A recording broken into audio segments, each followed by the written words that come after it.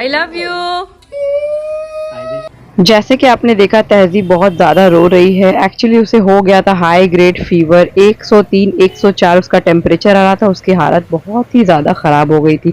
तो हमने बिना टाइम वेस्ट किए सोचा कि उसे जल्दी से हॉस्पिटल लेकर चलते हैं, जो हमारे नियर बाई में ही है। तो ये हमारे फैमिली डॉक्टर का हॉस्पिटल है। पर यहाँ आने के बाद हमें पता चला, जब हमने इंक्वायरी में इंक्वायर किया, कि डॉक्टर आज आए ही नहीं है। तो हमने बिना टाइम वेस्ट किए हम यहाँ से निकल गए। सोचा कि इसे इमरजेंसी में दिखा देते हैं।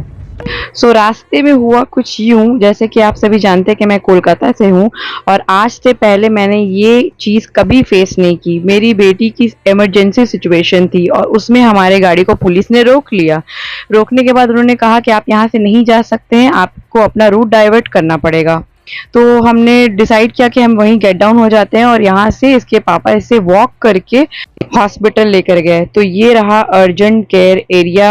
हम यहाँ गए, उसके बाद हम बैठकर डॉक्टर का वेट कर रहे थे। डॉक्टर बहुत जल्दी ही आ गए। बहुत ही क्विक सर्विस है यहाँ का, मैं तो बहुत ही ज़्यादा सेटिस्फाइड हूँ।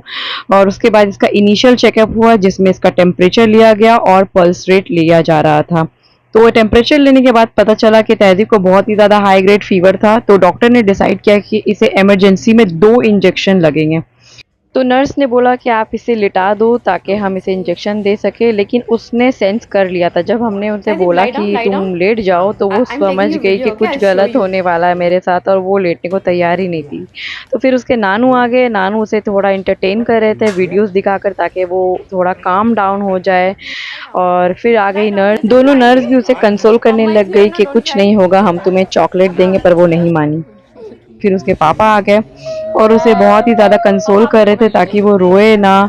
लेकिन बच्चे तो बच्चे ही होते हैं, वो बहुत ही ज़्यादा रोने लग गई।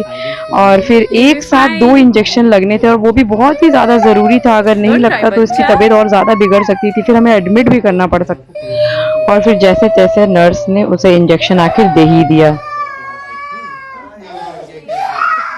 तो इंजेक्शन लगने के कुछ देर के बाद में तहजीब थोड़ा बेटर फील करने लगी। तो मैंने उसे बिस्किट ऑफ़र किया, तो उसने खाया।